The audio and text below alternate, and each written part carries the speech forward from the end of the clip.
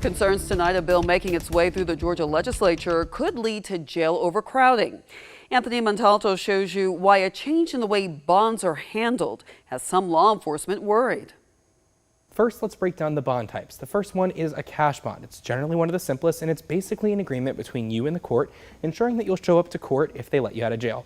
The second one is with a bond company, and that adds the bond company a third party to the mix.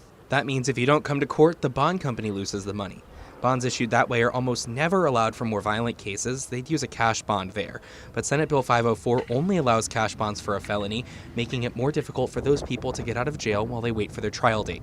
There's people that do a crime such as theft by taking felony. They're not really a threat to the public.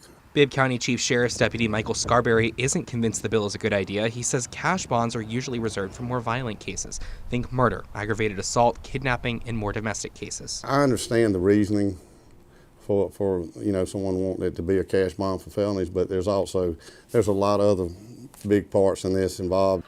He, like DeKalb DA Sherry Boston and Augusta DA Jared Williams, thinks the bill could lead to jail overcrowding. It will definitely result in some overcrowding in the jail, which would be definitely a definite problem for us. Scarberry says the Bibb Sheriff's Office is more concerned about violent crimes, and he's worried that this bill may limit room in jail for those violent offenders. The bill's next stop is the Georgia House. Back to you. The Senate vote last week was 30-22. Two Central Georgia state senators voted against the bill, Macon's David Lucas and Ed Harbison. It's still working its way through the Georgia House.